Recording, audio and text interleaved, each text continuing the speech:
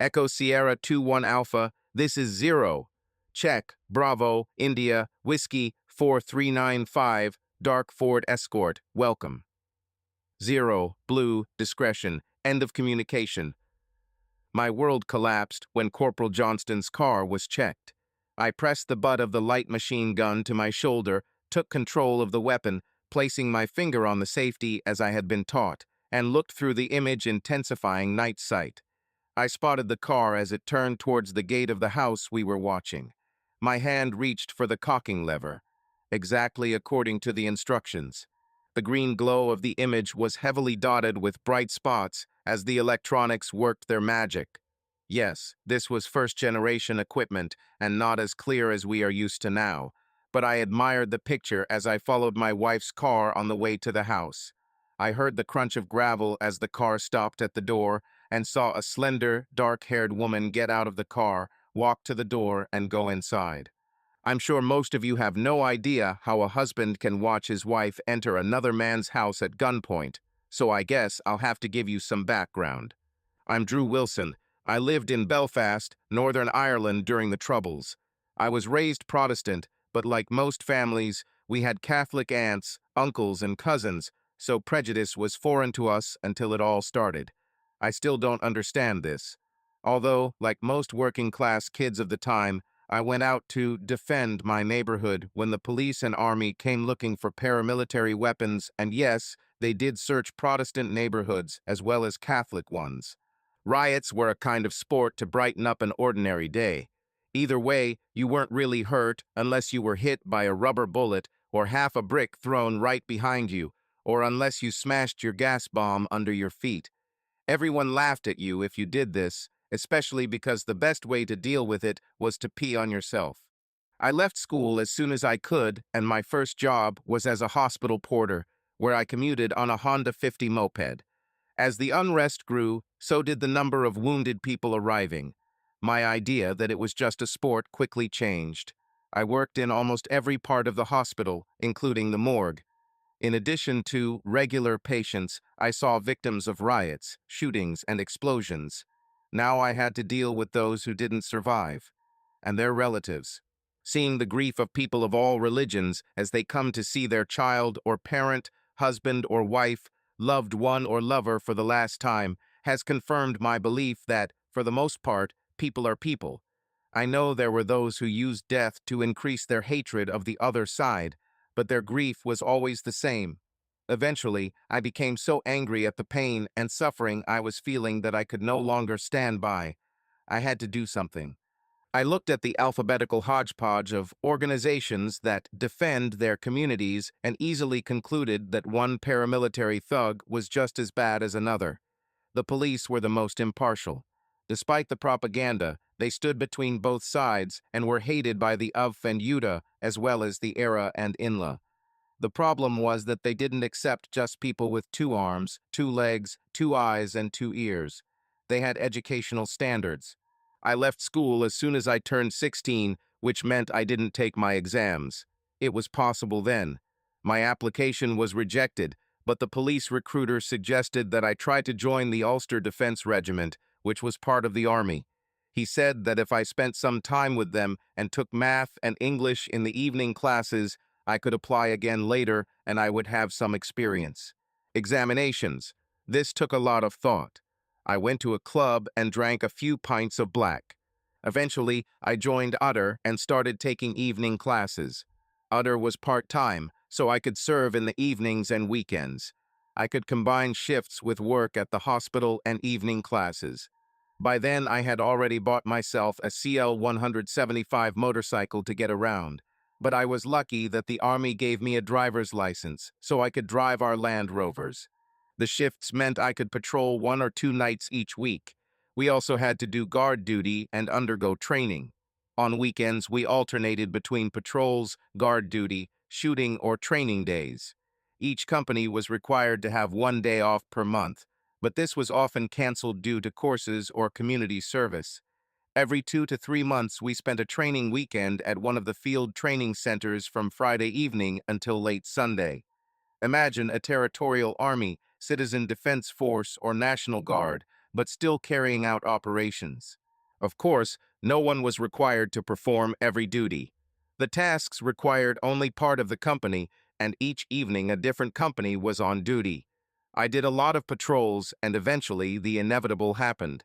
The patrol I was on stopped some of the people I was working with. I knew they were against the security forces, so I talked to the department that dealt with our personal security. I was told that the best thing I could do was move house and quit my job. I should avoid any patterns in my life because if my data gets into the hands of terrorists, they might try to carry out a melee attack. I did the first two and moved into a small apartment, but I needed to complete my night courses if I was going to pass my exams. I was told that I needed to apply for a weapon for personal protection. The army wouldn't hand him over because there was no verifiable threat, so I had to file a police report and buy a revolver. I bought a used Smith & Wesson .38 J-frame, 5-shot, 17/8 inches barrel, easy to carry in the pocket for you gun enthusiasts, and was allowed to carry 25 rounds at a time. I later learned that it was a dead man's weapon. He didn't have time to pull it out before he was shot. That's why I was able to afford it. I found work as a laborer on construction sites and passed my exams. The few evenings I had free time were spent relaxing in the flat, practicing guitar, whistle, and flute, maintaining my motorcycle, and working on an old Ford Anglia van. I bought it cheap to use in winter. Like many of my friends, I joined one of the local flute orchestras when I was a child. They were called flute orchestras, but most played flutes, so I learned to play the whistle. I learned to play guitar because I thought I could get into a band, become a rock star, and leave Northern Ireland. I left the flute orchestra when I joined Utter. They didn't like you to be in those bands because some of them were recruiting grounds for paramilitary organizations, and the army didn't approve of dual loyalty. I filed a police report again, but they changed the requirements. There were now 5 O-level exams required. I only had 2. There were so many people wanting to join the police that they could choose. I was about 21 years old, and I began to understand what my parents were trying to convey to me. You won't get far without any qualifications. Heck, I wouldn't even have been able to become a corporal if I hadn't passed those 2 exams. This took a lot of thought. This time, instead of going to the club, I went home and talked to my mom and dad. They told me to go to my old school and talk to the former principal, Mr. Prescott. I followed the advice.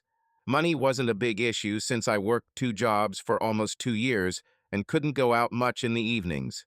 What about classes, patrols, and training?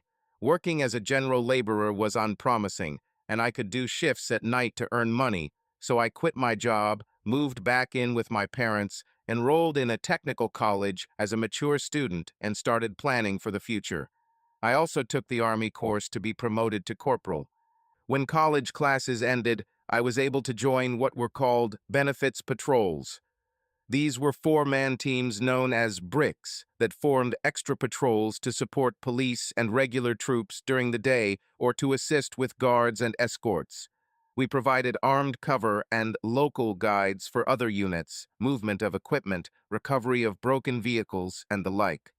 With all the heavy industry in Belfast at the time, I decided to study mechanical engineering at city and guilds level. It was in the technical college cafe between classes that I met Jean. She studied office administration through the RSA program. She was about 5 ft 6 ins tall and a UK size 10, with long, shiny dark hair and deep brown eyes.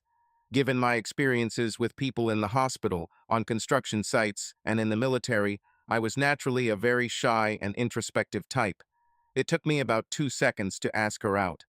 Damn it, we were at war. I could have been blown up as soon as I got into my van or shot while opening the door.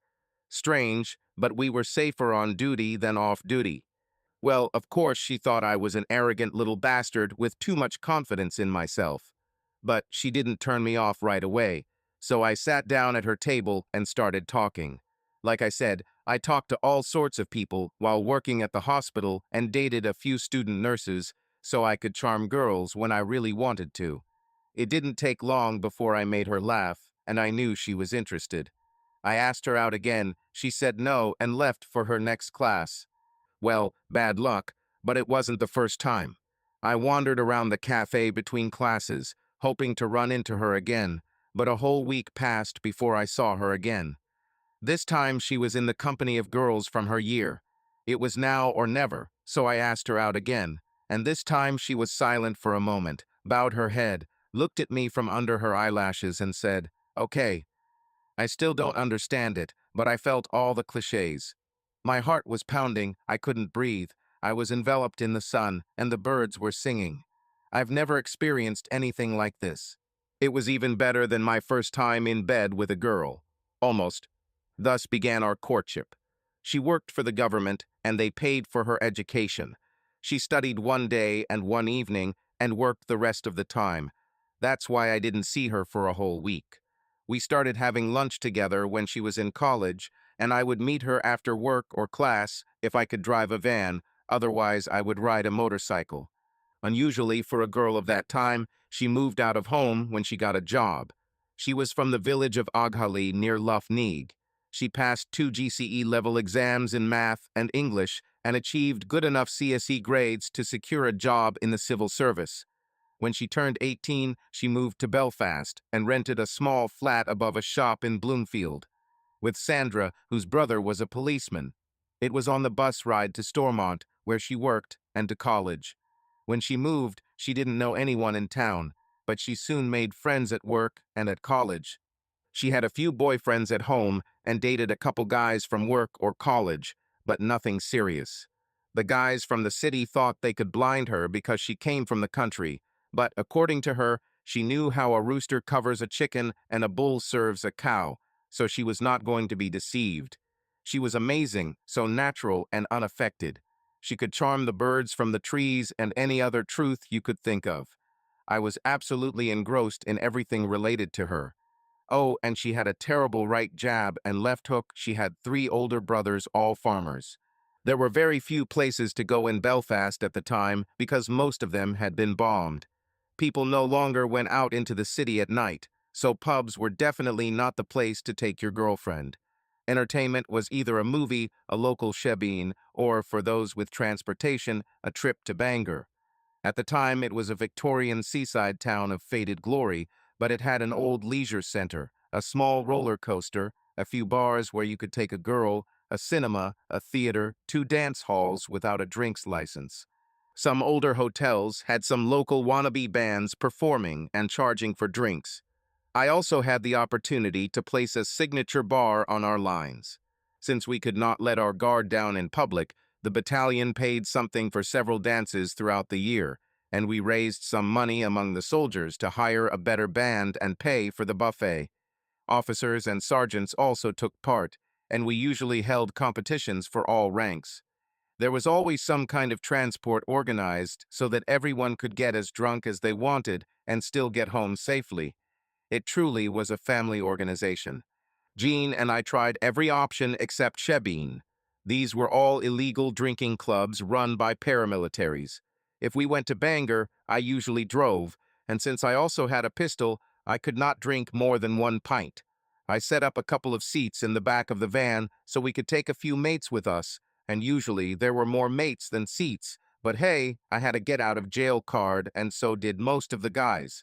We always said that half of our school friends carried guns legally and the other half carried guns illegally. There wasn't as much traffic here in those days anyway, because cars were still a bit of a luxury and people didn't want to go out late at night. As long as the driver was sober and you didn't kick his ass, the police will act at their discretion. They just wanted people to return home safely, so we had a good time whenever we could. Okay, now you have a general idea of our lifestyle. Essentially, it was like serving in the Balkans, Iraq, or Afghanistan, but at the same time living at home, leading as normal a life as possible. The main difference was that the enemy looked like you, went to the same shops, bars, and cinemas as you, and sometimes went to the same school as you. So, courtship was the same as everywhere else. Although then, the turbulent 60s did not have much impact on our tiny province. On the Catholic side, the word of the priest still had power, and on the Protestant side, The Orange Order and the Black Preceptory were still staunchly religious and required their members to adhere to Christian standards. Unfortunately, the plague of turning a blind eye to the bullies among us has ruined much of this. We dined with the devil, but we didn't use a long enough spoon. Less moralizing, it should be a love story of sorts.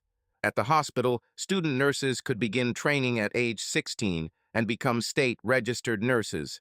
These girls tended to occupy the bottom rung of the system and did most of the general work in the wards, especially with the boats and such. As a porter, I went in and out of the rooms and got to know them, even though they were under the eagle eye of a sister or, God help us, matrona. However, we will be able to get into one of the storerooms. The girls had to go back to the nursing home, but they had to shop sometimes, didn't they? So we would sometimes meet at my parents' house during the day if our shifts allowed it, or meet at the nurse's house. This was much more difficult as it could deprive the girl of her training position, so our options were quite limited. As I already said, Nye was morally strict and the communities were quite close. People didn't want to let their family down, so they didn't go too far. There were, of course, some who went further than others, but hey, there is a war going on around us. We could be blown up tomorrow, please. Most of the time it didn't work, so what's new? Jean and I started dating when technology and responsibilities allowed. Two people were too expensive for 175, so I sold it. I made money from the sale because I bought it when it wasn't working and renovated it. I have a 69 Triumph Tiger 9350cc that has been off the road for a while. All it needed was good service and new tires, chain, gears, and brake pads. I figured I'd make a few shillings from it too when I sold it. Together with Jean, we traveled around the province. Motorsport was and remains very popular in Ulster, and we still organize road racing, at least until it is banned by health and safety authorities. Autumn and winter can be quite gloomy, so when the weather was good, we tried to explore as much of Ireland as possible. Crossing the border with Donegal was pretty easy, and if we were planning on doing it, I needed to make sure I didn't have a gun on me, otherwise I could be charged with trespassing in Era or something like that. We drove the coast road around Antrim and visited the glens. We visited the Giant's Causeway and went much further than is possible these days. Coastal erosion has meant that some truly spectacular sights have been closed off. We walked through the snow-capped Moor Mountains, and I realized that C.S. Lewis saw them as the land of Narnia. They looked very eerie in the strange, soft light penetrating through the clouds. It was really nice to share these places with Jean. We saw most of them for the first time and did it together. Sometimes, of course, we had friends in the van, and we traveled around the Ards Peninsula, visiting small pubs and ice cream shops, walking along the beaches, and generally behaving like young people who had just discovered the freedom that our parents never had. The ubiquitous police and army checkpoints didn't bother us too much, even though traffic might have slowed down. Since Jean had an apartment, we often spent evenings together. Naturally, Sandra spent most of her time there. She had several boyfriends, and one of them, David, turned out to be a real scoundrel. At first, he looked decent enough. Then he became religious, but at the same time he tried to persuade Sandra to go to bed with him. Somehow it didn't seem quite normal, so Sandra left him. Then he started appearing everywhere. Nowadays they would call him a stalker, but back then we just called them creepy bastards. Sandra became very upset about the whole thing, and it started to affect Jean as well. I took steps to solve the problem by confronting him outside the apartment one night and explaining to him what happens to people who sleep with my friends. A couple of nights later, leaving the apartment, I, as usual, stopped at the door and quickly looked around to see if there was anything suspicious. He looked out from the aisle between the shops. I didn't think much about it since he had been there a few times before. I wasn't going to let him scare the girls, or worse, try to sneak in after I left, so I put on my gloves and walked towards the entrance. There was a fight. I took my time when I returned to the girls' apartment and asked them to call an ambulance. Naturally, the police cleaners also arrived. I explained what happened, but they grabbed me anyway. They took my baton and my helmet. When I got to the barracks, I explained that I was a soldier and I needed to call the battalion operational headquarters. The police nearly shit themselves when they realized that they had put me in a police car and brought me to the station with a gun in my pocket. Fortunately, one of the platoon commanders of the company on duty that night was a lawyer. In fact, I was not so lucky. All professions were represented in the other, and in my company there was a lawyer who served as a private. In almost every company one could find at least one lawyer. Making sure they could get me detained, they released me into custody without any testimony.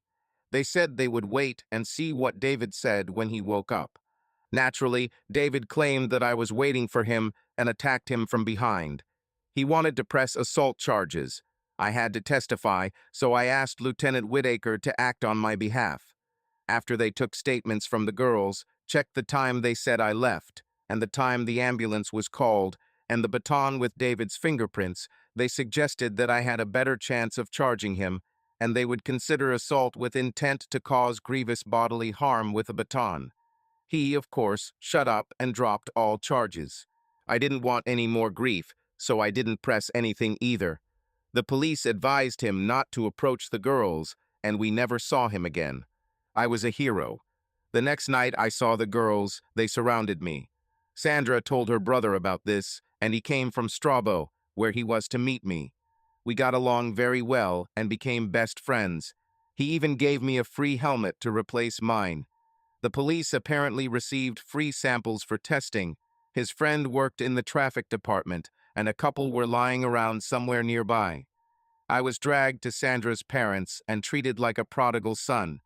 It was very awkward, but in a good way. But the best thing was the reception from Jean. Up to this point, we were just courting. Suddenly, I became something more. I was the one who was willing to stand up for her and her friends. I thought it was just the behavior of a man. Don't get me wrong, I was not then and am not now a person looking for a fight. I just won't refuse one if it's forced on me. I took a strange beating, although I should have retreated, but did not. But then again, my opponent always knew that he was also in the fight. Jean decided it was time for our relationship to move to the next level. She graduated from the RSA and rose to the rank of stationary officer. I finished my certificate and started working on my diploma. Things got serious between us. We started spending more time alone at her apartment instead of going to junior ranks or bars. We discussed what we wanted out of life, how many children we wanted, where we wanted to live, and sex and marriage. We discovered that our desires were cute. Although I was a city dweller, I loved the countryside and enjoyed the convenience of city life. Living in Belfast, it was only 15 minutes away, and you were in the countryside. We even had a small urban forest park on the banks of the Lagan, about 10 minutes from us. So everything we wanted was on our doorstep. I wanted our first time together to be special. If I was her first, I wanted it to go right, so that it would be something she would never forget, and more importantly, something she wouldn't regret. So the confident, cynical, arrogant fellow went to bed with this special woman for the first time and just talked. I told her how important this was to me, how I wanted this to be the basis of our lives together, how I wanted to make sure she never hotel no one else but. Damn it, I never thought I had it in me. I just couldn't find the words to express how important this was to me. It was the biggest step I've ever made with any woman. I knew that once Jean and I made love, it would be irreversible for me. I wanted her for life and couldn't stand the thought of sharing her with someone else. I stuttered and stumbled as only a man can when he is trying to express his feelings. I never imagined myself talking about this to anyone, and I simply didn't have the vocabulary. Jean took the lead. She empathized and understood what I was trying to say. She hugged the frightened boy, and we fell asleep together for the first time. I mean, they were sleeping. We didn't make love. Somehow my clumsy attempts to explain myself coincided exactly with her feelings for me. I just couldn't believe that I had found the only woman for me. The next day was Sunday. I went home to get the van. We went to Oxford Island on Lough Neagh. Together, we walked along the shore of the lake and talked. We spent the day learning more about each other's dreams and hopes, and just realized that we were perfect for each other. On the way home, we stopped in a gully and visited Jean's parents, John and Margaret. We had lunch with them, and while Jean and her mother washed the dishes, I sat in the living room with her father and Ursel. He finally told me to stop fidgeting and tell me what was bothering me. I looked at him, and he raised one eyebrow, with a certain sparkle in his eyes, and with a cheerful facial expression. I turned pale and swallowed, although my throat was dry. I, uh, I, uh, he interrupted me. Yes, yes, I know. You want to marry Jean, and you want to ask my permission. So, he helped me out. Yes, was all I could say. She knows. What am I asking you? That and the fact that you want to marry her. Well, she knows that that I think she's special and that I can see myself, uh, settling down with her, but I haven't told her anything and, I didn't really think about asking you, but it seemed like, suddenly I seemed to have pulled myself together. No, I didn't ask her, and she doesn't know that I'm doing this. I just felt like this was my chance to talk to you, and I took it. He simply nodded like a sage. Strike while the iron is hot, right? Nice guy, your father. Don't waste your time, right? Well, I have to talk to her mother first, you know. It's not something she'll let me decide for myself. It was a statement, not a question, and with that he solemnly gone to the kitchen. I sat and sweated forever. At least it seemed that way, but in fact he returned immediately, with his wife and Jean, both looking with expectant bewilderment, or rather bewildered expectation. Jean and her mother sat down and John took center stage. Margaret, this young man has just asked permission to marry our daughter. Jean screamed. Her mother clapped her hands in front of her face, her eyes were shining, and she half smiled. Jean put her arms around my neck. Well, young man, it looks like the answer is yes, John said. Naturally, the women took the initiative and began to discuss plans that had been drawn up long ago. John and I were relegated to the background and ignored. Or rather, they weren't so much ignored as they talked to us. In any case, I eventually pointed out that since everything had already been decided, it was only fair that we inform my parents about it as well. Mom and Dad were delighted. Dad took me aside and suggested that I complete my exams, find a well-paid job, and leave the army. Not necessarily in this order. I understood his point. I was 23 and Jean was 22. She was working full-time, and I was still in college. I took Jean home and arranged to pick her up after work the next day so we could make our own plans. In the end, we decided it was best to wait until I finished my degree. This meant an engagement of approximately 18 months. I took as many shifts as possible, and we saved like crazy. Jean and I were determined to pay as many of the wedding expenses ourselves as possible. Jean and Margaret got my mom involved in the planning, and in my spare time, I taught Jean how to drive. When she came up for the test, she took several professional driving lessons to correct any bad habits I may have introduced. She passed the first time, so I probably didn't do it that bad. I received additional duty by joining some of the company sports teams. I played football and boxed for the company. I was selected for the battalion football team, but I was usually a reserve player. I didn't play often, but I went to tournaments and got paid for it. I also competed for the battalion when the first choice in the weight class broke my arm. I had quite a good fight, holding off the parachute regiment fighter until the judge's decision. I also took some courses in the Army, which gave me extra pay. I have already passed the promotion course, so I took the team medical training course.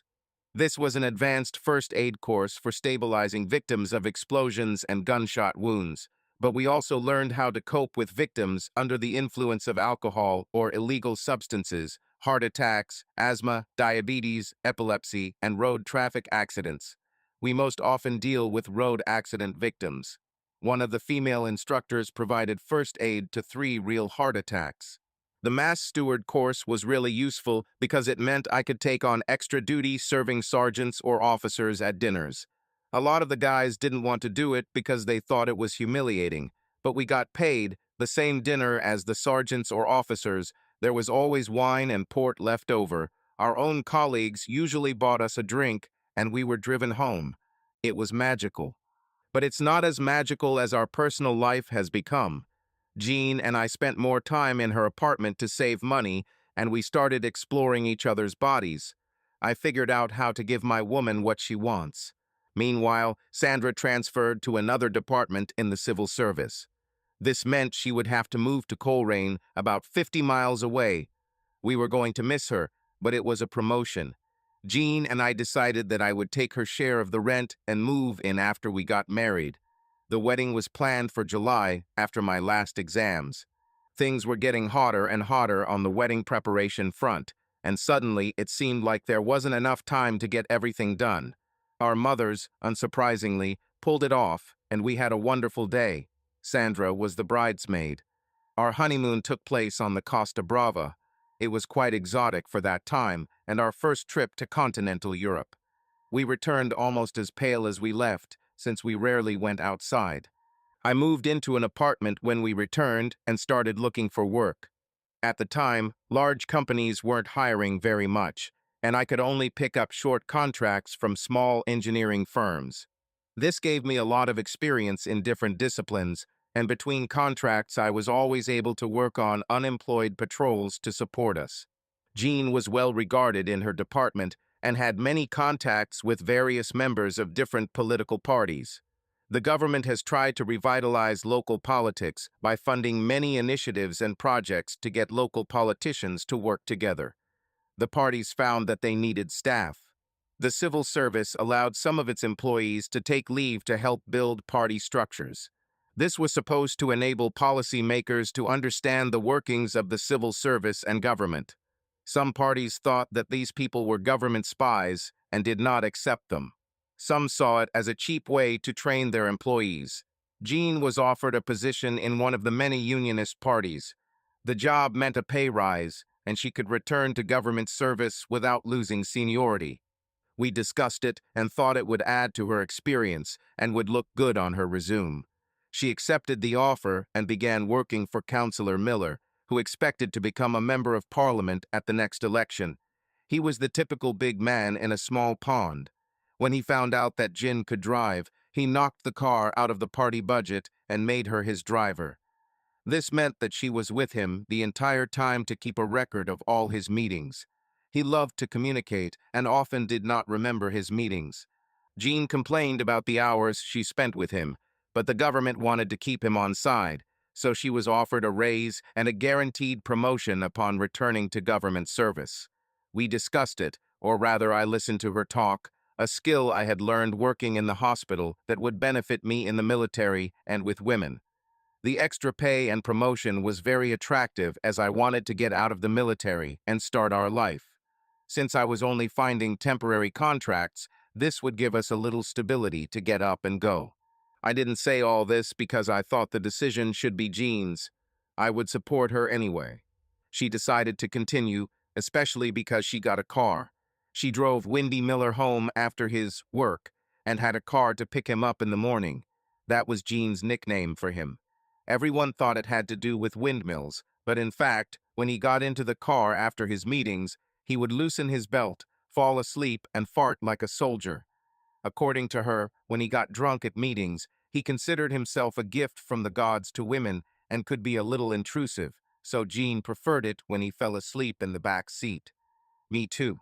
Jean was often late because she was doing this, and I took as many shifts as possible to increase our savings. We became like ships passing each other at night, rarely seeing each other. Even the weekends were unpredictable.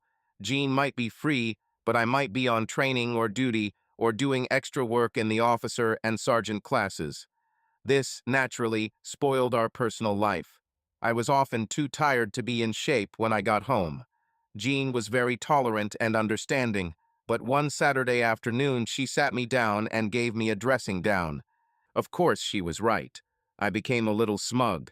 The company offered me all the additional tasks because they knew that I would agree. The money was good and easy to earn. Even my sergeant said that I should pay more attention to my wife. Jean chose the right moment. I haven't been on duty since last Wednesday, so I got 2 nights of sleep. We lay for a long time in the morning, and I rediscovered her body. It was close to lunchtime, and we were sitting quietly over a cup of tea when she started. It wasn't a fight, but it perfectly summed up our situation and how far we were from our dreams. She basically told me to get it together or we'd break up.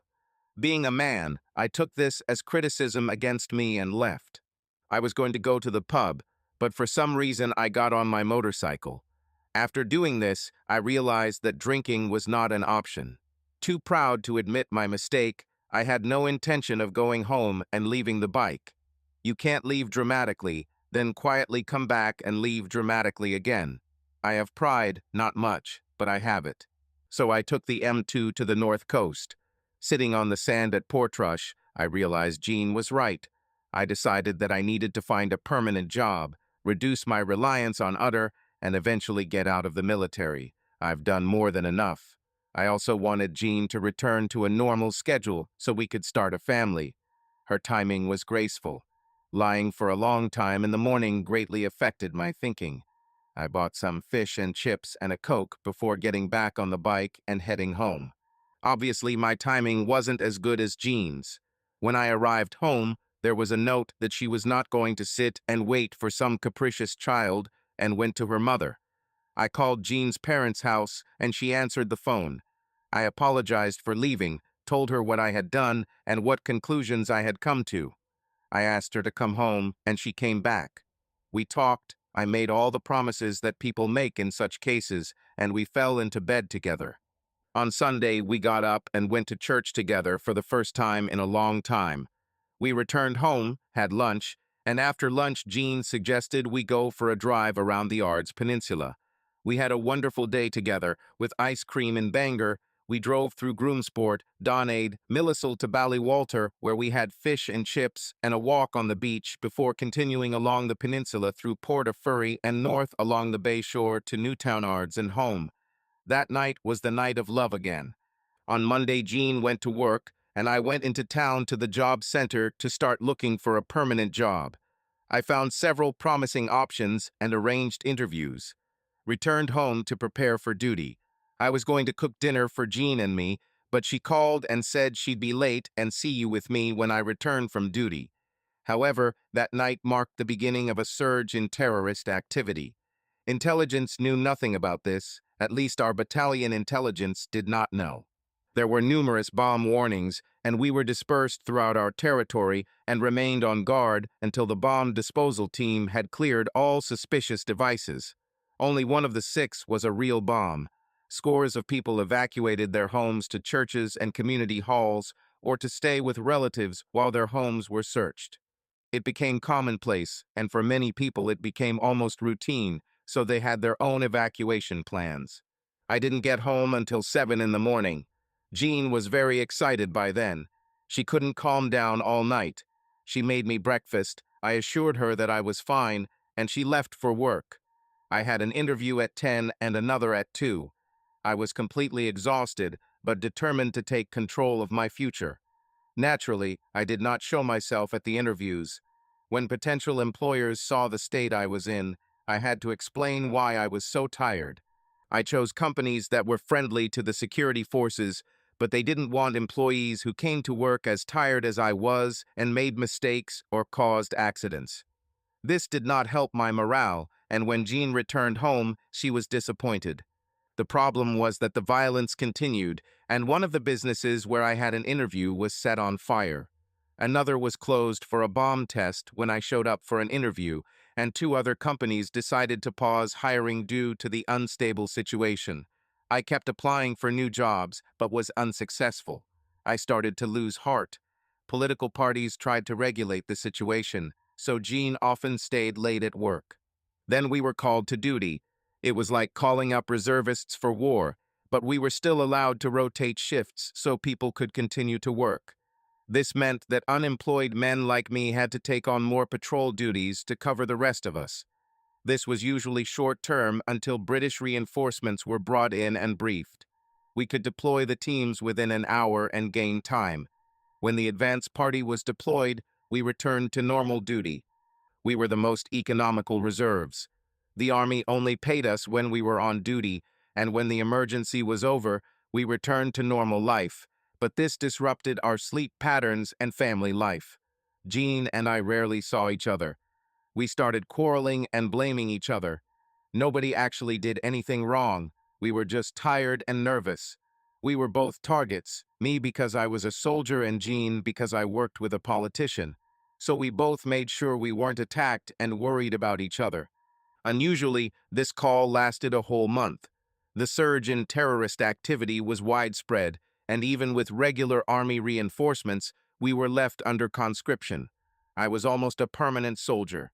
I did 16-hour patrols and rotated on 24-hour guard duty to get some sleep. Eventually, the situation stabilized and we returned to normal duty. I realized that for the army, I was just a number. I needed a normal life. Declan, my former teacher at Technical College, sent me an email. He asked me to come to his office because he had a request that he thought might suit me. I called him. He said one of his friends at Northern Ireland Railways told him they would be looking for engineering staff in the coming months. I got on my motorcycle and went to him. The railroads were planning a major upgrade of the rail system, and there were opportunities in civil, electrical, and rolling stock. He knew that I had a good understanding of all the principles and that I had tinkered with motorcycles and cars, so he recommended me to Northern Ireland Railways. I was invited for an interview next Tuesday. I believed that I had worked more than my share during the draft, so this time I deliberately did not go on duty the day before. Jean pecked me on the cheek and wished me luck as she left for work. I cleaned up breakfast, got ready for the interview, and left the apartment. I was interrogated harshly. In particular, they wanted to know in which department I felt most comfortable. The problem is that I didn't know enough to answer that question. That's why I said so. Strange, but they liked this answer. They asked if I was willing to return to college part-time. I asked who would pay for the tuition. They said it would be paid for by Northern Ireland Railways if they could find a suitable person. I was not long back from college, so I was still in the mood to study. I realized that combining study and work would provide a great opportunity. I said what I thought. It turned out they were looking at a long-term plan for the railroads. This required the training of a specialist to plan and coordinate the railway infrastructure. I must have said the right things because I was offered a position right there. I was due to start in 2 months, and I would be studying engineering management at the new Polytechnic when the term starts at the end of September. Diploma. I came home that evening like a dog with two tails. I couldn't wait to tell Jean the news. My plan was to stay at Utter for another 4 months until classes started at the Polytechnic, and then Jean and I could move on. I started preparing dinner for us, only to receive a call from her that she wouldn't be home until late. I tried to tell her my news, but she seemed distracted. I felt very offended by this. We were trying to get to a position where I could get out of the military and we could plan for the future. I finally found something with real prospects and advancement opportunities, and she didn't care. I got drunk and went to bed. I didn't wake up when Jean returned, and I didn't wake up when she left for work the next morning. When I did wake up with a huge hangover, I drank a large glass of water and went for a run. I returned home feeling much better. This has always been my way of dealing with hangovers, to get out and get the blood pumping and delivering oxygen through the system. I showered and ate a nice Irish breakfast. Although I was ready for any challenge, I was still quite annoyed with the way Jean responded to my call. I didn't have anything to do before I was on duty that night, so I cleaned the apartment, washed the clothes, and did some ironing. Yes, I know it sounds like I'm under the thumb, but that's another one of those things the Army taught me. Take care of your shape and living space. Plus, it gave Jean and I time together on the rare occasions when we were both home. I didn't think about it any further. I was on early patrol that night. On duty nights, the platoons took turns bringing a team in early to patrol the base when everyone else reported for duty. The idea was to keep an eye on observers and prevent attacks. We didn't do this all the time and didn't know if we were preventing the observers from gathering information, but the base was never attacked during this time. We would then be re-instructed and join the company's patrol plan. The early patrol was supposed to be the first to be cleared, but if you ended up clearing mines or at a post. You guessed it, that night my team was posted around a suspicious vehicle. Life really sucks sometimes. All bomb disposal teams were busy, and our suspect was the lowest priority. The bomb disposal officer finally arrived at 3 in the morning and took only 10 minutes to declare it a false alarm. The next morning, I was on unemployed patrols, so I took a nap in the back of the guardhouse. The guard woke me up for breakfast, and I was back on patrol by 7 in the morning. Luckily, it was a quiet day because I was completely exhausted. Before we were released, the staff sergeant was looking for volunteers for a weekend deployment in a couple of weeks. Such tasks arose from time to time, requiring varying levels of involvement. Sometimes this would be a company operation, or it could be 2 or 3 teams to reinforce another company or cover a small operation. These trips were a way out of Belfast and practice for rural patrolling. They were usually funny because it was a different area, a different type of operation, always a bit of a challenge, and always a chance that some Pira units might carry out an operation against us. The rural Pira was more willing to exchange fire than the urban Pira. They were very good at setting up ambushes and often used 1 or 2 machine guns, so it was a real test of our skills. A lot of the guys didn't want to do it because they weren't confident in their rural skills, but for me it was a chance to practice other skills. This exit was suggested for unemployed patrols because they needed to deploy 2 teams early on Friday to cover the company's approach. Same mission as our earlier patrol. The rest of the company would deploy on Friday evening, and we would be relieved on Sunday afternoon. I enjoyed the challenge of these trips, so I immediately agreed. The rest of the guys did the same. I returned home and Jean was gone. I was so exhausted that I fell asleep on the couch. I woke up the next morning with the blanket over me and no sign of Jean. Well, it was 10 in the morning. She left for work. I was achy, so I did a few stretches to warm up before my run. An hour later, after a fresh shower, I sat down to have breakfast, although it was almost lunch. This was the first weekend I'd been free in about 6 weeks. I intended to spend them with Jean. I cleaned the apartment from top to bottom, vacuumed, dusted, polished, and did everything. I emptied the laundry basket, washed all my clothes, hung them out to dry, and then started cooking dinner. Jean called around 4:30.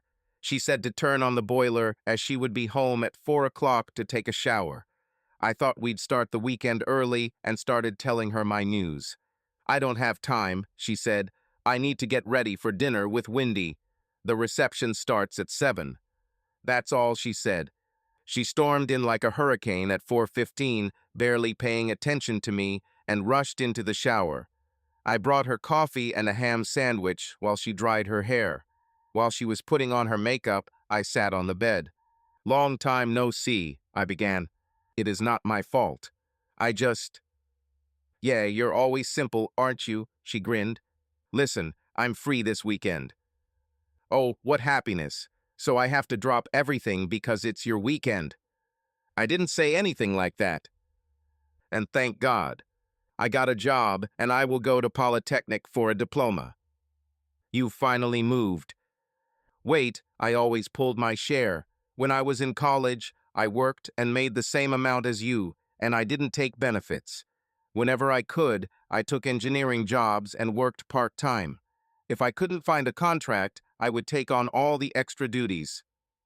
Look at the mess in this room. You could at least clean when you're at home instead of leaving everything to me for the weekend, and the bathroom is a mess too. You're keeping me busy, and now I'll probably have to clean up here before I leave. I am going to be late." I sat there doing a good imitation of a goldfish. "Oh, shut your mouth. You look like an idiot sitting there." I exploded. "What the hell do you mean? This apartment was clean, like new, until you came." I pointed to the pile of clothes on the floor. "You just took this junk off and left it lying around." "Well, with that attitude, you won't get any sex this weekend, mister." It shocked me. Jean rarely cursed. I was the one with little linguistic control. "Listen, I don't want to listen to anything. I have to pick up Michael, and you're holding me back." She left the same way she came. I was stunned. She had never called Wendy by his first name before, at least not after the first month of working for him. All this seemed unexpected. I started to put things in order again. To hell with it. I threw the clothes back on the floor. I flopped back onto the bed and hit my head on the frame. Somehow, I always manage to get hurt when I'm angry. It was a minor injury, but when you feel a deep sense of righteous indignation, you tend to exaggerate minor offenses, don't you? I didn't understand what was happening. I really missed my lover. I finally had a future, and suddenly she just destroyed all my hopes. As I lay there, lost in my dark thoughts, I thought back to the last few weeks, dozed off, and then fell into a deep sleep. I woke up again around 9 that evening. I didn't feel particularly rested. There was something lurking in the back of my mind, flickering in the shadows like a night patrol taking advantage of all available cover. Somehow I realized that I didn't want to disturb this thought, so I started cleaning again. When I finished, I thought about going for a run or going down to JRC to see the guys. I decided it was too late for a run. It would just get my blood pumping, and I wouldn't be able to sleep. If I go to a bar, I'll most likely end up at some party and come home tomorrow morning smelling of stale alcohol and possibly vomit. I didn't think it would help. So I made myself some tea, ate a ham sandwich, which Jean ignored, and watched TV, complaining about my fate. Friday TV sucks. I went to bed. I woke up the next morning at 8. Jean was lying next to me in bed, fast asleep. I decided to apply the old adage and not disturb sleeping dogs. Or in this case, a sleeping bitch. I grabbed my workout clothes, changed in the bathroom, and went for a run. I haven't been particularly consistent lately, so I gave myself a long run. 10 miles, target time 1 hour. I made it to 10 o'clock. Cooled down and finished with push-ups, squats, and stretching. I returned quietly, slipped into the shower, then into the bedroom and grabbed some clean clothes. Jean was still sleeping, so I didn't disturb her, but made breakfast. For one, she still hadn't shown up when I finished, so I washed the dishes and went out into the courtyard behind the shops. I kept a bike and a van there to make it harder for terrorists to plant explosive devices. However, I checked the bottom of the van before starting work. I also checked the bike, did routine maintenance on the van, then on the bike. Then I washed them. Then I made myself some coffee. Then I checked Jin. She left. The bitch didn't even leave a note. If she wanted to play like that, that was fine with me. I went to JRC to watch the match. Some of our people were there, and we could chat a little. It was a half-hour walk to get there. Our JRC was much more relaxed than Nafi, which is why the Redcoats loved him. As there was a cup match going on, there were quite a few soldiers from the attached regiments in the bar, and the place was quite lively. The Redcoats quickly learned that they were welcome as long as they behaved themselves. Our GRC was a place where we could bring our wives and girlfriends, but not at the same time, so no one went out of line. We also allowed senior sergeants and officers for such events. After all, the profit went to us. The match was over, and I was on my third pint and playing my fourth game of pool when Jean appeared. I thought I'd find you here. From her tone, I knew it was time to take her out. Otherwise, I would be removed for a while. Jean seemed to have other plans and headed towards the group of English senior sergeants. I asked Dave, my pool partner, to help me get her out quietly. I took her hand and asked her to come with me, but she pulled away. One of the Englishmen thought he was a hero and told me to leave the lady alone. Dave told him that Jean was my wife and reminded him that he was a guest at our club. "I'm a sergeant," he said. The bar fell silent. His friend took him by the hand and reminded his comrade that this was a junior club and if problems arose, he would be responsible. Technically, he needed an invitation from one of us and permission from his regimental sergeant major and ours to be there. Common sense prevailed, and he apologized. I nodded to Dave, who smoothed things over. Jean realized that she would not achieve anything, and I was able to take her out. As we were leaving, I heard Dave joking with the English, and the bar returned to normal. We got into her car and drove home in silence. Naturally, Jean was driving, since I was over the legal alcohol limit. We parked in Jean's place, went into the apartment, and she started yelling at me. Long story short, I was accused of ignoring her because I left without waking her up. I explained that I went for a run, came back, She was still sleeping. I went into the yard and worked on the van and bike. When I returned, she was gone, and she didn't leave me a note. She said I should have left her a note. I told her that all she had to do was look out of her bedroom or kitchen window, and she would see me. Then I realized that she had opened the bedroom curtains before she left and must have seen me. So I threw it in her face and said that she was deliberately creating a quarrel. The rest of the night passed in silence. On Sunday morning, we slept long. I tried to improve the relationship, but Jean seemed preoccupied with something. I hugged her and tried to cling to her. She pushed my hand away, got out of bed, and went to the bathroom. It seemed that this day would be a repeat of the previous night. I got up to prepare breakfast. Jean came up behind me in the kitchen and put her arm around my waist. She hugged tightly and said, "Sorry about all this. I'm just tired and on edge. I missed you so much." "Me too. Do you know that I love you?" "I know. Let's start this day again." I turned around, took her hand, and headed back to the bedroom. Jean threw her head back and laughed. This sound inspired me. I just loved her laugh. "No," she said. "Let's start with a nice breakfast, and you can tell me about your new job." I pretended to be a disappointed schoolboy and theatrically returned to the stove. Over breakfast, I told her about the offer and the degree.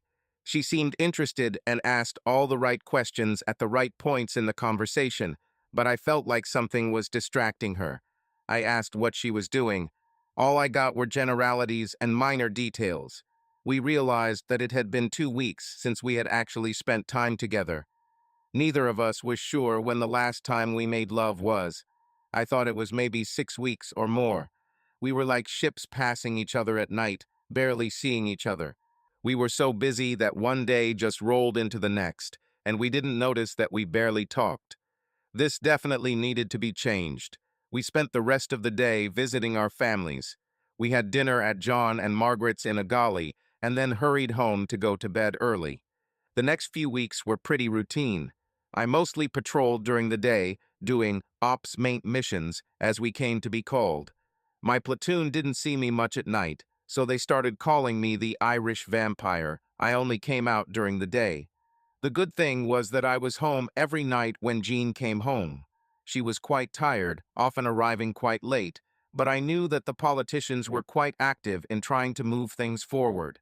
When she got home, I would make her something to eat, and we would just relax in front of the TV. She was tired and didn't like socializing too much, but we still went to JRC a couple of times. I could find out what was going on in the platoon, and Jean and I could relax in a different environment. However, she still seemed distant, and we only made love once during those 2 weeks. On Sunday before departure, there was an early rise for the shooting range.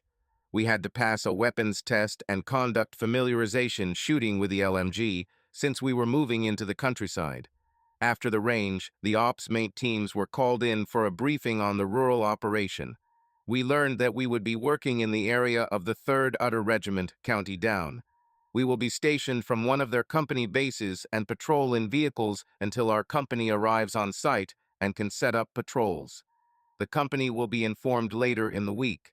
The 2 team commanders were to go to the 3rd Utter for briefing and introduction. Jaunty suggested that both teams go. We not only received a briefing, but also made a helicopter reconnaissance. That week was a repeat of the previous 2 weeks. Jean made all the right points, but still seemed a little distant. I knew I would have Thursday off, so we scheduled dinner at Four Winds for Wednesday night. It seemed strange to go on a date with my wife, but I was determined to take control of our life together. Of course, things didn't go according to plan and Jean was 2 hours late. We still had time for our reserve, but no time for pre-drinks, so dinner didn't start out as relaxed as it should have been. However, we made a serious effort to enjoy the evening, had a couple of drinks after dinner, and took a taxi home. We fell into bed and made up for lost time. We had breakfast together on Thursday, and I tried to persuade her to take a sick day. She said she had to go, otherwise Wendy would pawn her, and it would be difficult for her to get promoted when she returned to the civilian service. This was the first time I heard that parties had any influence on the future of temporarily transferred employees. In fact, Jean assured me that she would be in line for promotion when she returned. This was promised to her because of the extra hours she worked. Anyway, she got home on time that night, and we went out for drinks, and then made love and went to bed early. I arrived for duty early on Friday morning. We were to be flown by helicopter to Company K's location along with our personal equipment. Our two teams will use their vehicles and VCP equipment throughout the deployment. Our company will deploy with our own supplies, which will arrive around 20 o'clock. The plan was that we would patrol with a local guide to become familiar with the area and then cover our company's approaches. We received an excellent intelligence briefing and set off. Patrolling around County Down was really enjoyable, with new terrain and different people at the checkpoints. We encountered reactions ranging from support to outright hostility, but we took pride in maintaining high standards. This confused the rebels, who were trying to provoke us into overreacting. We treated them politely but firmly and gave no cause for complaint. The guys from the 3rd Regiment were quite impressed with our professionalism. They were told that we were all wild Sammies who would put a rifle butt through a car window rather than wait for it to be lowered. We were called back to base for another briefing. It turned out that a special task had arisen, and the 3rd Regiment received the consent of our battalion to use us to guard a soft target. Soft targets are those who can be attacked during normal life. Shopping, washing dishes, walking the dog, having an affair. We all had to report to intelligence anything that could create a pattern that made us vulnerable to attack, including betrayal. The same applied to police, soldiers, politicians, civil servants, even priests and key civilians. It turns out that our potential subject has a habit of relieving the tensions of political life with a young woman in his love nest in the Mourne Mountains. Normally, this would only lead to increased patrols in the area, but with the recent surge in activity and associated political action, there is a real threat of imminent reprisals against politicians. This meant that we would be on the safe side. That was great. We were rarely given such tasks. We all knew the threat was pretty low because we were going there. If there had been a guaranteed attack, then the SAS would have received the task. Attracting utter meant that this was more for show to appease the politicians, but who knows, maybe we will have a chance to engage the enemy. In short, we received special equipment and rations, slept a little, ate, and took a helicopter to the landing point, and then the final approach was on foot. The good thing was that we got backpacks instead of big bags. This kept everything together. Guarding the location covered our main task. We reached our final rendezvous point and watched our positions, waiting for dusk. Jaunty's team will be closer to the road, and Big Derek, my team leader, will lead us up the hill to provide top cover with the machine gun. As dusk fell, we took up positions. Big Derek and I will be on the first watch. Cincinnati Kid and Nobby Clark will get some sleep and relieve us in 2 hours. Jaunty's team was in a grove overlooking the road. They could use a night sight to check for traffic on the road, although there wasn't much of it. The subject arrived around 21:30 in a Jaguar. Both teams were operating on a special radio frequency for this operation, so when Johnny reported it to the operations room, we heard the transmission. Derek was at the machine gun at the time, and I was keeping a journal, so I dutifully recorded the event. Derek and I switched tasks to stay alert and awake, so I was at the machine gun when Johnny called out the registration number of my wife's car. Derek served in the Royal Ulster Fusiliers on Image. His battalion was moved forward to cover the withdrawal of the Belgian battalion when the Chinese killed the Gloucesters. He also served in Borneo, Malaya, Aden, and Cyprus. "What do you think you're doing?" he muttered. He noticed that my hand was reaching for the shutter. I returned my hand to the pistol grip, but continued to look at the door.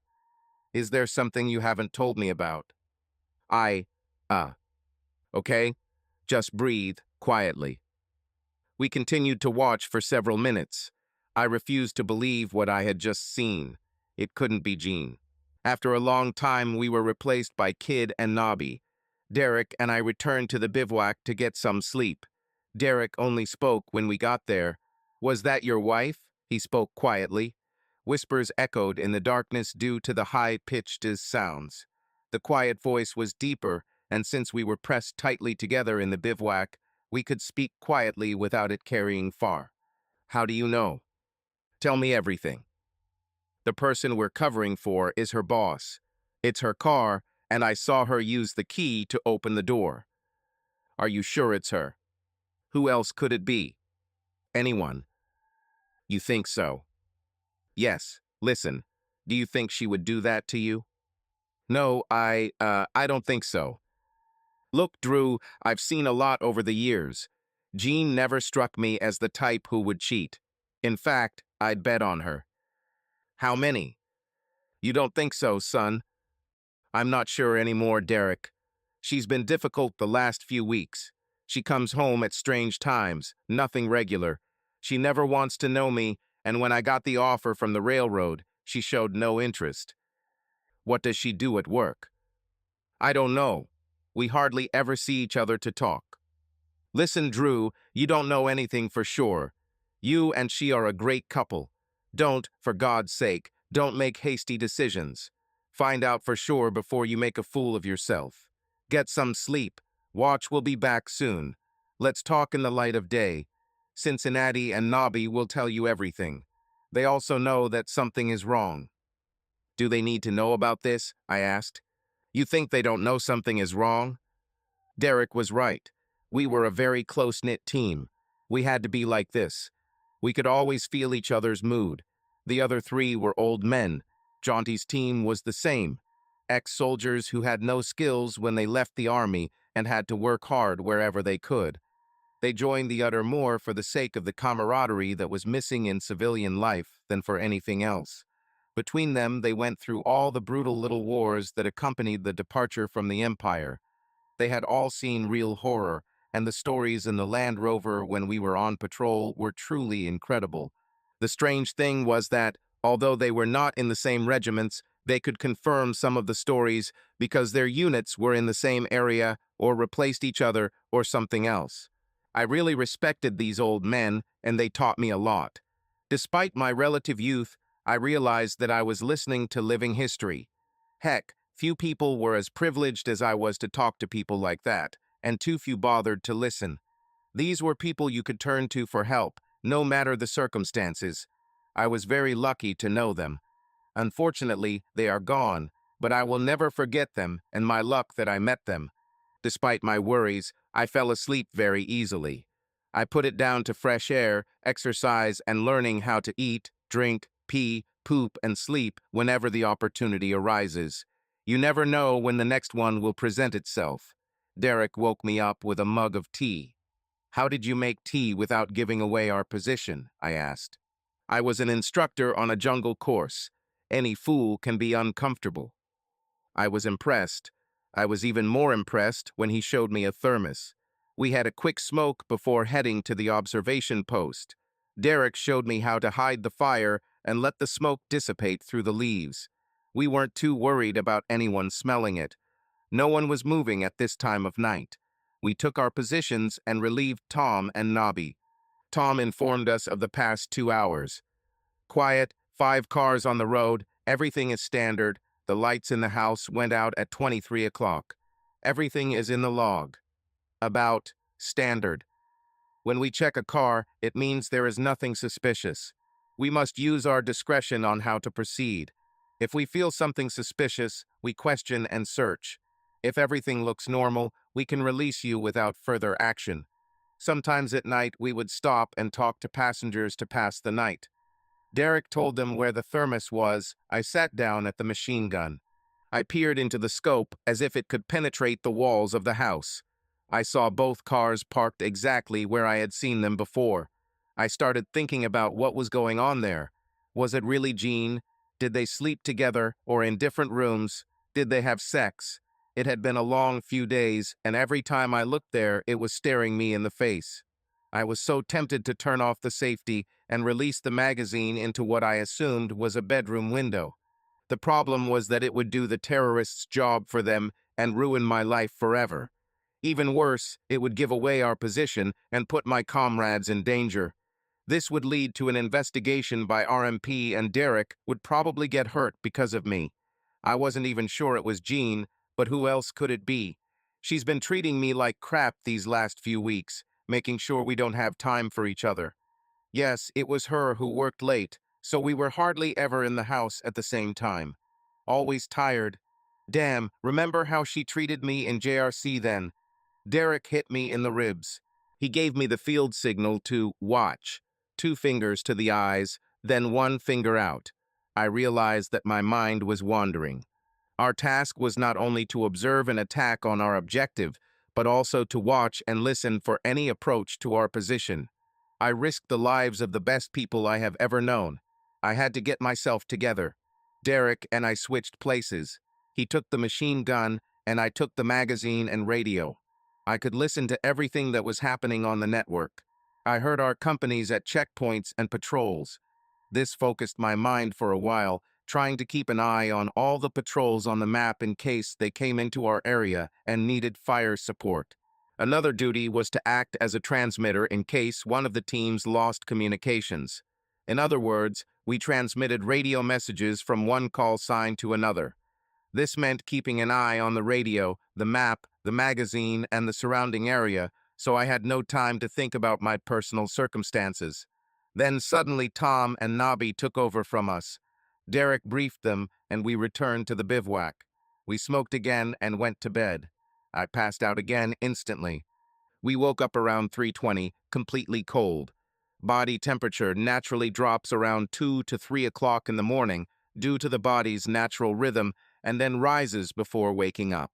It was a difficult duty. Derek took out another thermos. More tea, a cigarette, and urination, then we moved forward. This time I took the radio and magazine first. As I already said, there was little movement in the city at night. Here, in the middle of nowhere, nothing happened. Most of the patrols that had held my attention earlier had already left the area, so there were few reports for the journal. Only nocturnal animals remained. Their rustling and quiet sounds were the only thing that distracted our attention. The game was to determine their location by sounds and lie so quietly that they would come closer. Sometimes a mouse would creep forward, but rarely anything more. We tried to see if there were owls nearby, silently fluttering above us, but the trees sheltering us also limited our view. We listened to our surroundings, and small sounds seemed loud in the night. We watched as nothing happened, trying to find something that could keep our minds active and prevent us from falling asleep. The strangest thing was when you focused on some object. The more closely you look at him, the more convinced you are that someone is creeping up. I had to turn away and look again. Then you could see that it was just a bush or a rock that scared you half to death. We switched tasks, and I took the machine gun again. Now, if I thought someone was sneaking up on our position, I could use the night sight to calm my nerves. However, I could use it to increase my concerns about my marriage. The scope was an image intensifier, so it took the available light and amplified it. I couldn't see anything through the closed curtains. I thought a thermal camera might allow me to see what was going on. I still didn't want to believe what I saw. I didn't do anything to make Jean betray me. I also rarely saw her, but I didn't run after the nearest woman. So what could be the reason for her cheating with that damn Windy Miller? Nothing. She despised him. At least that's what she told me. Okay, he provided her with a car, but it was a company car. When she returns to civilian service, she will have to return it. Derek nudged me. I'm going to go wake up the others for the morning. Get up, get your gear on. I started collecting everything except the machine gun. We agreed that Cincinnati and Nobby would use their equipment to set up the bivouac. Now they will put it all away for the morning rise. If we were on a long operation, we would have dug in and remained quiet and still, but since this was a temporary position, we used the instructions for short stops. We put on our equipment, backpacks nearby, and everyone took up a firing position. Gradually, the gray tones of the night gave way to color as the sun rose. We waited. Closer to the road, Jaunty's team did the same. If the terrorists spotted our position, then morning or evening would be the optimal time to attack. So all our eyes and ears were on alert. We could react depending on the situation. If the enemy attacked the other team, we could provide fire support to give them the opportunity to retreat or counterattack or concentrate our firepower all together. We had many options included in the initial brief. After all, these were common infantry tactics. We practiced them in training. Everything was packed so we didn't leave anything behind. Violet and blue tones gave way to lighter soft greens and straw hues, strewn with dark green and yellow pebbles or lilac and white heather and heather flowers. Mists moved like ghosts across the hills, sheep began to graze, and we heard a fox barking somewhere to our left. The sky became lighter, and the birds began their morning singing. Damn singing birds. What could they have been so happy about? All they did was remind me of special moments with Jean, about the time when I first asked her out, about the time when we confessed our love for each other. Here I was in the middle of the Mourne Mountains, a place I had first discovered with her when it looked like Narnia. Yes, rub it properly. Get yourself together. Watch your sector.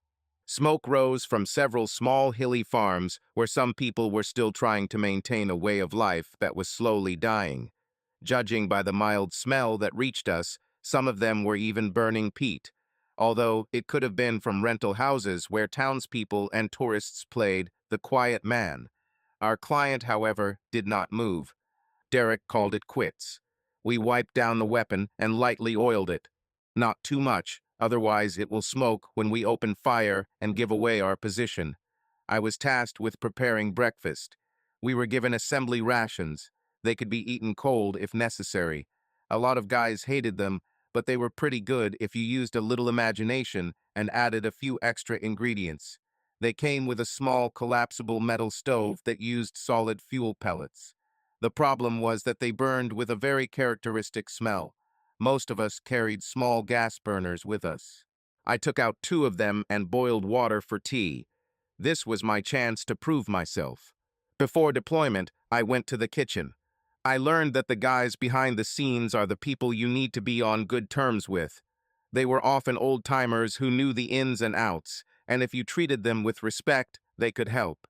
I was sent to collect rations and asked the chief if he had any advice since it was my first operation. He gave me a few extra things that I thought would get me extra points. I brought breakfast for the guys. Damn it, bacon and eggs, said Nabi. Not just scrambled eggs and bacon, Kid admired. Derek looked at me. Someone could make a good soldier. The praise from these men really helped take my mind off my problems. Derek took out a flask and poured some sweetener into the mugs. Gunfighter? Tom asked. Gunfighter, Derek agreed. What is a gunfighter? I asked and took a sip. I coughed. Tea with rum. See, rum would be best, but this will do. Nabi laughed at me. Damn, this is excellent, I said after a more careful sip. Yeah, it's quite nice to look at with a nice mug of tea and a good breakfast, Kid agreed and crunched his ashes. When we lit a cigarette, covering the fire, I looked around, and even with a limited look I understood what he meant. The smoke mixed with the fog. Few people have seen our country like this. Even the shift workers rarely had the time or vantage point to appreciate what we had. Maybe a few waterfowl hunters may have experienced it, but the majority of the population slept through it.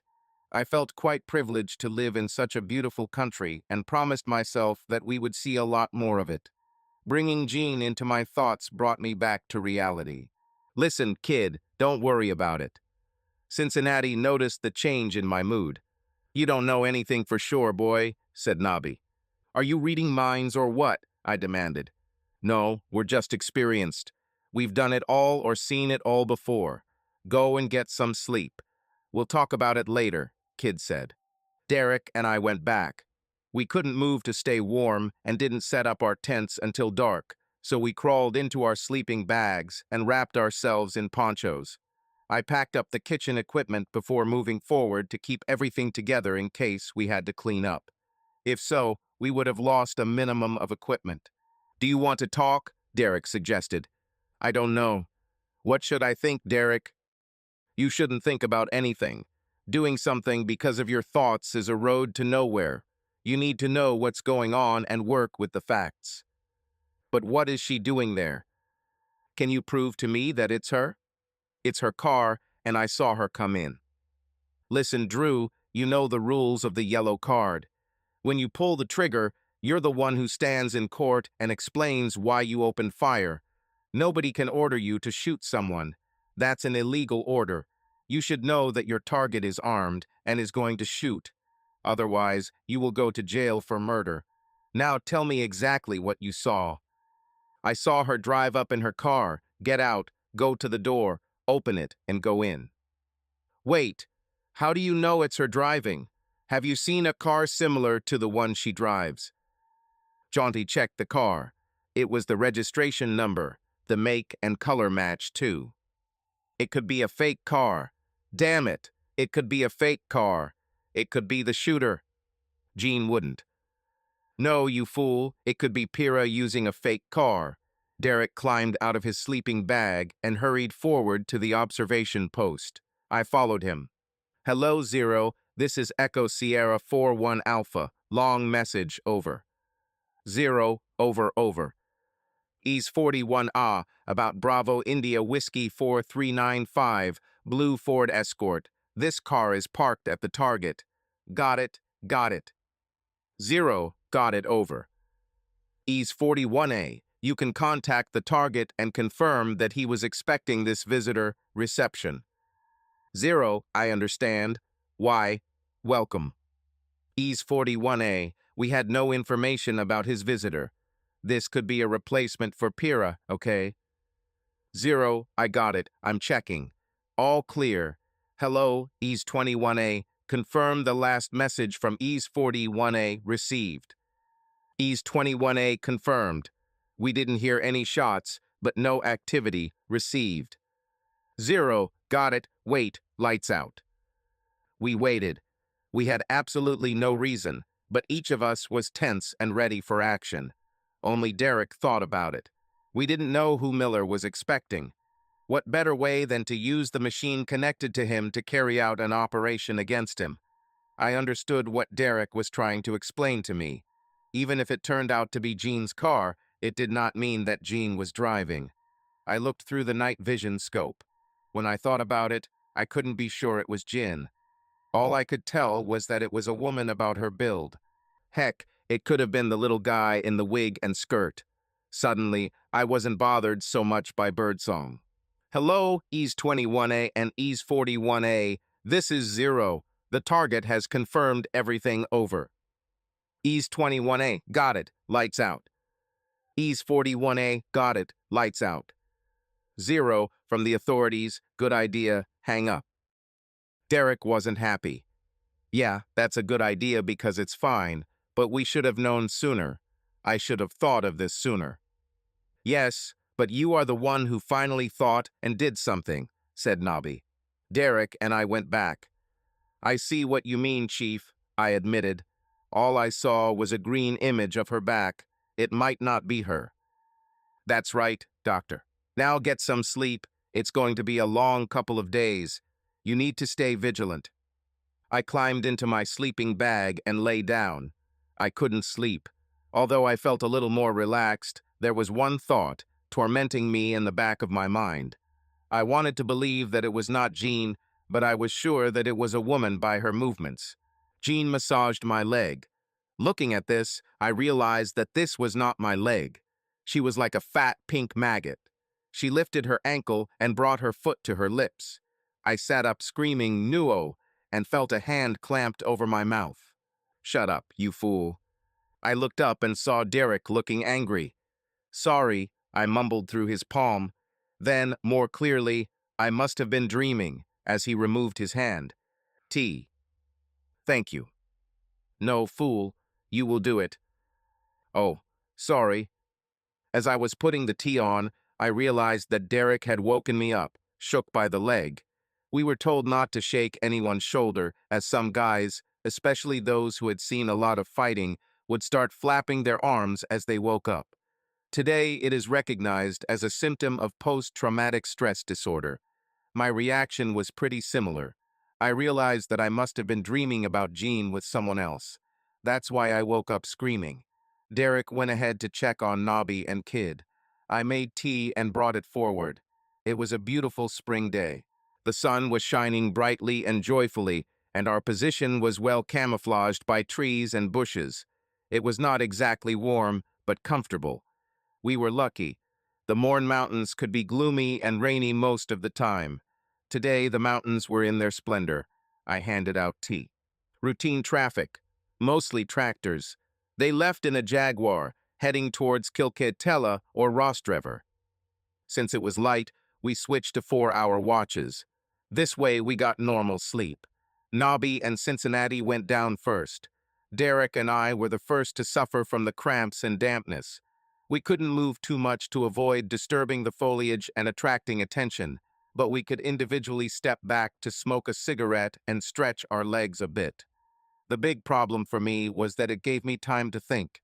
Although I still held on to the idea that it wasn't Jean, I couldn't shake the suspicion that it was her. I removed the night sight from the weapon and put it in the case on my belt.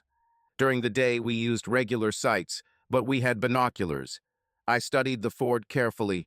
I couldn't see Jean's blanket on the back shelf where she usually kept it, but it was definitely her car. The rear hubcap was missing, and the GB sticker on the trunk was torn.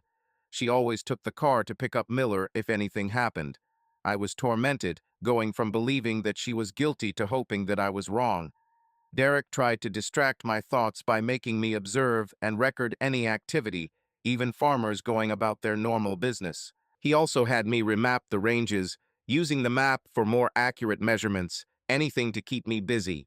I understood what he was doing and tried to do what he suggested. We could talk a little as we were far from the road. If I had been on Jaunty's team, it would have been much more difficult for me. I told Derek what things were like between Jean and me and how I was trying to find a normal job. Drew, you need to figure out where you are with Jean and start living your own life. I mean the life you want. Listening to you, you know that yourself. Okay, maybe you like this. I never regretted my time. I did things and saw things that I would never have seen otherwise. I would recommend this to any young guy who doesn't know what he wants to do. But you have exams and prospects doing what? Something that has a great future for you and her. There are railways and engineering all over the world, so you could emigrate if you want. Don't make a decision until you get home and talk to her. Don't give up your cards until you know exactly where you stand. Another thing I would advise you is this: if you ever decide to get a divorce. I'm not going to make any hasty decisions, Derek. I know. You've cooled off a little. But this is serious. Make sure you have money for a rainy day. You got a warning even if things work out. I've seen a ton of guys who got divorced and left with nothing. There was one bitch who even got his mother and father's bank information to see if he's hiding money with them. Well, her lawyers, just be careful. I get what you're saying, Derek. I'm not going to rush it until I know what's what. The rest of the weekend passed slowly. Duty, rest. I was always on vacation when they came in and out. I never got the chance to find out whether I recognized Jean or not. The guys knew her and said it wasn't her, but I couldn't help but think they were saying this to reassure me. In fact, during one shift, as I was carrying tea forward, I heard Derek ask Nobby and Tom if they thought it was Jean. They told him they couldn't be sure. She was too far away and didn't look at us long enough to make a positive identification. I pretended I didn't hear. They left mid-afternoon on Sunday. The rest of our company was relieved at 16 o'clock. We had to wait for darkness before we could leave. Then we had to walk to the collection point. We were taken in by 3 teams. One of the Land Rovers was driver only, so there was plenty of room for us and all our gear. We were taken back to Company K's location and given a hot meal. They looked after us really well. Steak, fries, onions, and mushrooms, then pound cake with ice cream.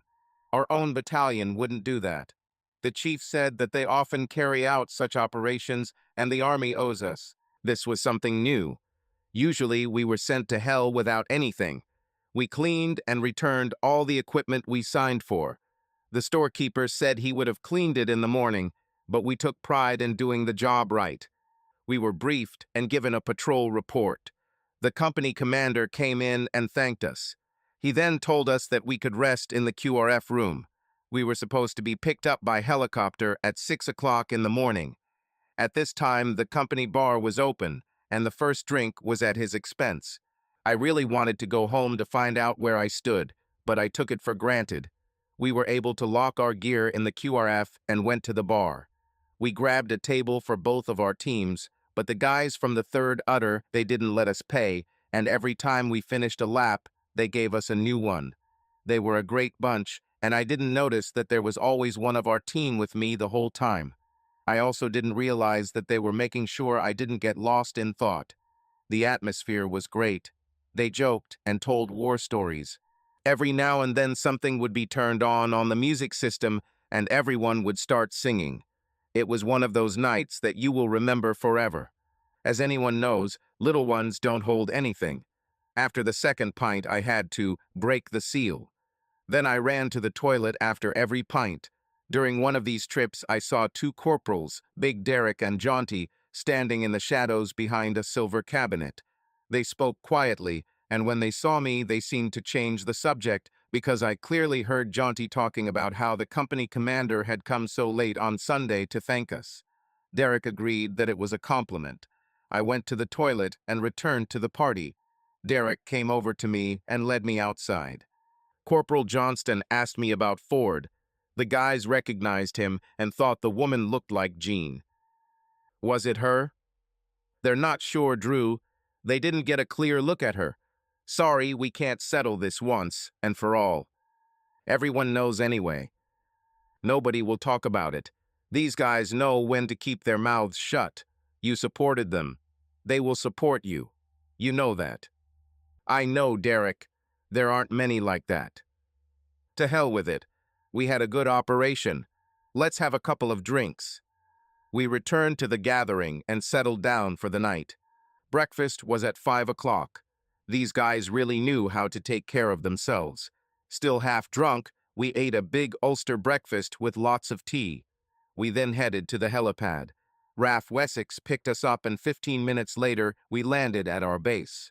Naturally, there was no storekeeper or armorer to return the weapons and equipment. Corporal Johnston went to the operations room to file a report on our actions for our own commander. While he was there, he asked the duty officer to contact them. We filled the time with simultaneous activity. We cleaned and oiled our weapons and cleaned and sorted out our equipment. We made sure we accounted for everything we took from the warehouse and did a full check of the ammunition.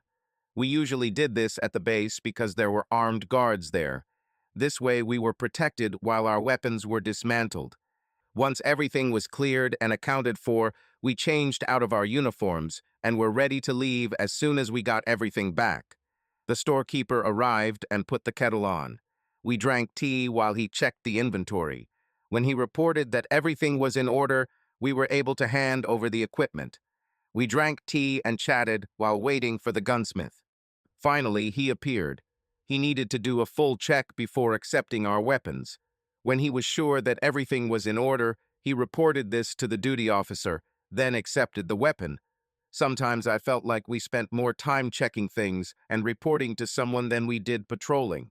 Those of us who had personal weapons took them. It was left in the armory for safety while we were on duty. We never carried anything other than military weapons on patrol. Finally, everything was settled. We signed and went home. I checked the time and saw that it was 20 minutes to 8. I assumed that Jean had already left for work, so I was in no hurry to get home. It was rush hour, and I arrived at the apartment just as the shops were opening. I was giving way at roadworks near the post office when I saw 3 workers heading towards their van. When they turned around, I saw that 2 of them were holding an SMG and 1 was holding a sawed-off shotgun. They put on ski masks and headed towards the guards delivering money to the post office. I didn't really want to get involved, but I realized that SMG homemade. These guys were Protestant militants. This meant that they were easier to scare than the era terrorists. Provo would be unlikely to carry out a robbery in East Belfast. They would rather use shelters in their own areas. I got out of the car, pulled out my gun, and moved to the side of the van, putting the engine between them and me. Since they didn't open fire, and because of all the civilians in the area, I had to give a warning. Army, stop or I'll shot. That's the problem with going by the rules.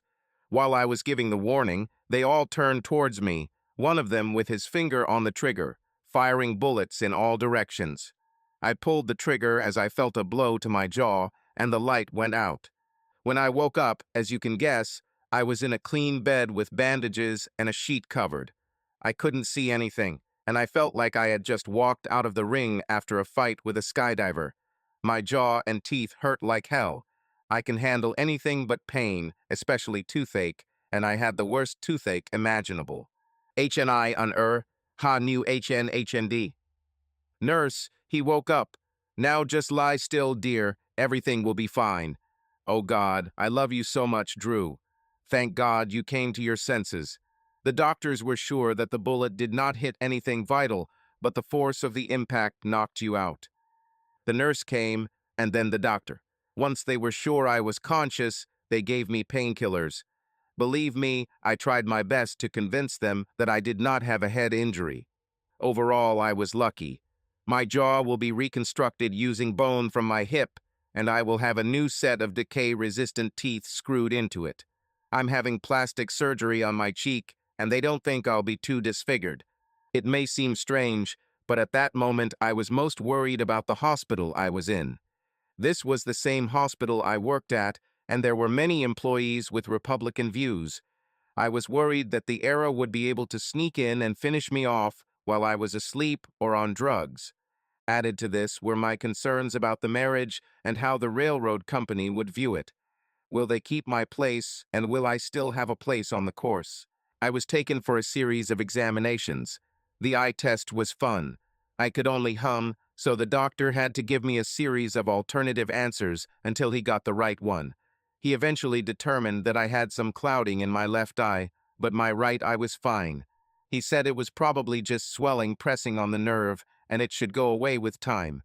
Everything else looked as good as could be expected. Terrorists hide weapons and ammunition in sewers, and the wounds can become very infected. Therefore, they will continue to keep me on a wide range of antibiotics. The receptionist who took me back to my room was a guy I worked with. I knew he was tied up. In other words, he knew people who might not approve of my participation in the security forces. Well, Drew, I never thought we'd meet like this. Serves you right for trusting those Protestant bastards. He laughed. Although, since you shot at them, I guess you didn't trust them. Heard you got one. Didn't kill him, really. I hope he was hurt like hell. You have nothing to fear, by the way. I know you're an honest guy, so they'll leave you alone. You'll still be in a secure unit until you're transferred to a military hospital. It was the closest thing to a guarantee of safety you could get. I admit it took a lot of pressure off my mind. I was not naive enough to believe that the reason for my being in the hospital could be kept secret. Jean, my parents, and Jean's parents were all waiting for me when I returned to the room. Jean's eyes were red and puffy, and her hair was a mess. My mom and Mom Jean also seemed to be crying. John and my father looked very relieved. They also had some pride in their eyes. After a while, everyone came out except Jean. I felt wary around her, but I couldn't speak. It was for the best. I might say something wrong. What she said was as shocking to me as a bullet to the jaw. Drew, there are a couple of things you need to know. I know I should have talked to you sooner, but circumstances were such that I had no choice. My heart rate monitor gave me away. Jean hesitated. The nurse rushed to check me and increased the dose of medication. When she left, Jean continued. I couldn't stop her. Last month, I applied to go back to the civil service. I stopped working for Michael and the party on Friday and turned in the car. I had to do it. We're going to have a baby. Where do these damn birds come from? Subscribe to our channel so that your love doesn't cheat on you, and go ahead and listen to the next story, because this story is nothing compared to the next one. If you're under 18, don't even think click to the next one.